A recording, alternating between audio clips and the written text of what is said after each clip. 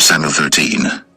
Saul reigned 1 year, and when he had reigned 2 years over Israel, Saul chose him 3,000 men of Israel, whereof 2,000 were with Saul in Michmash and in Mount Bethel, and 1,000 were with Jonathan in Gibeah of Benjamin.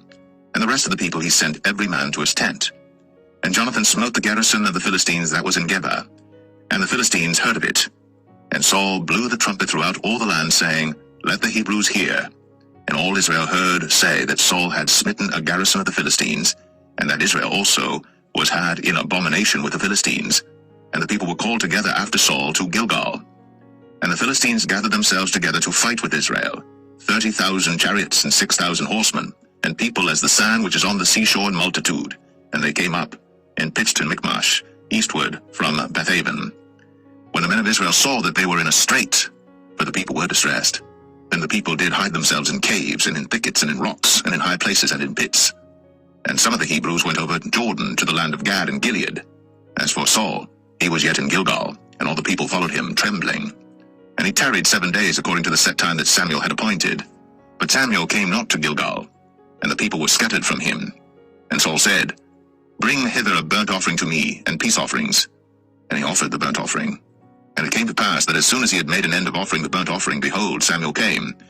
And Saul went out to meet him, that he might salute him. And Samuel said, What hast thou done? And Saul said, Because I saw that the people were scattered from me, and that thou camest not within the days appointed, and that the Philistines gathered themselves together at Michmash. Therefore said I, The Philistines will come down now upon me to Gilgal, and I have not made supplication unto the Lord. I forced myself therefore, and offered a burnt offering. And Samuel said to Saul, Thou hast done foolishly.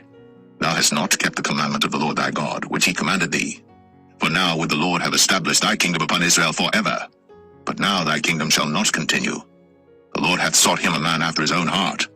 And the Lord hath commanded him to be captain over his people, because thou hast not kept that which the Lord commanded thee. And Samuel arose, and gat him up from Gilgal unto Gibeah of Benjamin. And Saul numbered the people that were present with him about 600 men. And Saul and Jonathan his son, and the people that were present with him, abode in Gibeah of Benjamin. But the Philistines encamped in Michmash. And the spoilers came out of the camp of the Philistines in 3 companies. One company turned unto the way that leadeth to Ophrah, unto the land of Shual. And another company turned the way to Bethhoron. And another company turned to the way of the border that looketh to the valley of Zeboim, toward the wilderness. Now there was no smith found throughout all the land of Israel. For the Philistines said, Lest the Hebrews make them swords or spears. But all the Israelites went down to the Philistines to sharpen every man his share, and his coulter, and his axe, and his mattock. Yet they had a file for the mattocks, and for the coulters, and for the forks, and for the axes, and to sharpen the goads. So it came to pass in the day of battle that there was neither sword nor spear found in the hand of any of the people that were with Saul and Jonathan. But with Saul and with Jonathan his son was there found.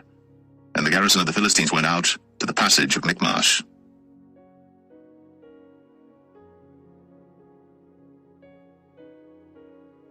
1 Samuel 14. Now it came to pass upon a day that Jonathan the son of Saul said unto the young man that bare his armor, Come, and let us go over to the Philistines' garrison that is on the other side. But he told not his father. And Saul tarried in the uttermost part of Gibeah, under a pomegranate tree which is in Migron. And the people that were with him were about 600 men. And Ahiah, the son of Ahitub, Ichabod's brother, the son of Phinehas, the son of Eli, the Lord's priest in Shiloh, wearing an ephod. And the people knew not that Jonathan was gone. And between the passages, by which Jonathan sought to go over unto the Philistines' garrison, there was a sharp rock on the one side, and a sharp rock on the other side. And the name of the one was Bozez, and the name of the other Sinai. The forefront of the one was situate northward over against Michmash, and the other southward over against Gibeah. And Jonathan said to the young men that bare his armor, Come, and let us go over unto the garrison of these uncircumcised. It may be that the Lord will work for us, for there is no restraint to the Lord to save by many or by few. And his armor-bearer said unto him, Do all that is in thine heart, turn thee, behold, I am with thee according to thy heart. Then said Jonathan, Behold, we will pass over unto these men, and we will discover ourselves unto them. If they say thus unto us, Tarry until we come to you, then we will stand still in our place, and will not go up unto them. But if they say thus, Come up unto us, then we will go up. For the Lord hath delivered them into our hand, and this shall be a sign unto us. And both of them discovered themselves unto the garrison of the Philistines. And the Philistines said, Behold, the Hebrews come forth out of the holes where they had hid themselves. And the men of the garrison answered Jonathan and his armor-bearer, and said, Come up to us, and we will show you a thing. And Jonathan said unto his armor-bearer, Come up after me, for the Lord hath delivered them into the hand of Israel. And Jonathan climbed up upon his hands and upon his feet, and his armor-bearer after him, and they fell before Jonathan, and his armor-bearer slew after him. And that first slaughter which Jonathan and his armor-bearer made was about 20 men, within as it were an half acre of land, which a yoke of oxen might plough. And there was trembling in the host, in the field, and among all the people. The garrison and the spoilers, they also trembled, and the earth quaked. So it was a very great trembling. And the watchmen of Saul and Gibeah of Benjamin looked, and behold, the multitude melted away, and they went on beating down one another. Then said Saul unto the people that were with him, Number now, and see who is gone from us. And when they had numbered, behold, Jonathan and his armor-bearer were not there. And Saul said unto Ahiah, Bring hither the ark of God. For the ark of God was at that time with the children of Israel. And it came to pass, while Saul talked unto the priest, that the noise that was in the host of the Philistines went on and increased. And Saul said unto the priest, Withdraw thine hand. And Saul and all the people that were with him assembled themselves, and they came to the battle. And behold, every man's sword was against his fellow, and there was a very great discomfiture. Moreover, the Hebrews that were with the Philistines before that time, which went up with them into the camp from the country round about, even they also turned to be with the Israelites that were with Saul and Jonathan. Likewise all the men of Israel, which had hid themselves in Mount Ephraim, when they heard that the Philistines fled, even they also followed hard after them in the battle. So the Lord saved Israel that day. And the battle passed over unto Bethaven. And the men of Israel were distressed that day. For Saul had adjured the people, saying, Cursed be the man that eateth any food until evening, that I may be avenged on mine enemies. So none of the people tasted any food. And all they of the land came to a wood, and there was honey upon the ground. And when the people were come into the wood, behold, the honey dropped. But no man put his hand to his mouth, for the people feared the oath. But Jonathan heard not, when his father charged the people with the oath. Wherefore he put forth the end of the rod that was in his hand, and dipped it in an honeycomb, and put his hand to his mouth, and his eyes were enlightened. Then answered one of the people, and said, Thy father straitly charged the people with an oath, saying, Cursed be the man that eateth any food this day. And the people were faint. Then said Jonathan, My father hath troubled the land. See, I pray you, how mine eyes have been enlightened, because I tasted a little of this honey. How much more, if haply the people had eaten freely today of the spoil of their enemies which they found? Or had there not been now a much greater slaughter among the Philistines? And they smote the Philistines that day, from Michmash to Ailon, and the people were very faint.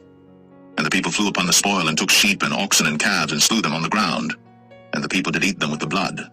Then they told Saul, saying, Behold, the people sin against the Lord, in that they eat with the blood. And he said, Ye have transgressed. Roll a great stone unto me this day. And Saul said, Disperse yourselves among the people, and say unto them, Bring me hither every man his ox, and every man his sheep, and slay them here, and eat, and sin not against the Lord in eating with the blood. And all the people brought every man his ox with him that night, and slew them there. And Saul built an altar unto the Lord. The same was the first altar that he built unto the Lord. And Saul said, Let us go down after the Philistines by night, and spoil them until the morning light, and let us not leave a man of them. And they said, Do whatsoever seemeth good unto thee. Then said the priest, Let us draw near hither unto God. And Saul asked counsel of God, Shall I go down after the Philistines? Wilt thou deliver them into the hand of Israel? But he answered him not that day. And Saul said, Draw ye near hither, all the chief of the people, and know and see wherein this sin hath been this day. For as the Lord liveth, which saveth Israel, though it be in Jonathan my son, he shall surely die. But there was not a man among all the people that answered him. Then said he unto all Israel, Be ye on one side, and I and Jonathan my son will be on the other side. And the people said unto Saul, Do what seemeth good unto thee. Therefore Saul said unto the Lord God of Israel, Give a perfect lot. And Saul and Jonathan were taken, but the people escaped. And Saul said, Cast lots between me and Jonathan my son. And Jonathan was taken. Then Saul said to Jonathan, Tell me what thou hast done. And Jonathan told him, and said, I did but taste a little honey with the end of the rod that was in mine hand, and lo, I must die. And Saul answered, God do so and more also, for thou shalt surely die, Jonathan. And the people said unto Saul, Shall Jonathan die, who hath wrought this great salvation in Israel? God forbid, as the Lord liveth. There shall not one hair of his head fall to the ground, for he hath wrought with God this day. So the people rescued Jonathan, that he died not. Then Saul went up from following the Philistines, and the Philistines went to their own place. So Saul took the kingdom over Israel, and fought against all his enemies on every side, against Moab, and against the children of Ammon, and against Edom, and against the kings of Zobah, and and against the Philistines, and whithersoever he turned himself, he vexed them. And he gathered an host, and smote the Amalekites, and delivered Israel out of the hands of them that spoiled them. Now the sons of Saul were Jonathan and Ishui, and Melch-Ishui, and the names of his two daughters were these, the name of the firstborn Merab, and the name of the younger Michal. And the name of Saul's wife was Ahinoam, the daughter of Ahimaaz. And the name of the captain of his host was Abner, the son of Ner, Saul's uncle. And Kish was the father of Saul, and Ner, the father of Abner, was the son of Abiel. And there was sore war against the Philistines all the days of Saul. And when Saul saw any strong man or any valiant man, he took him unto him.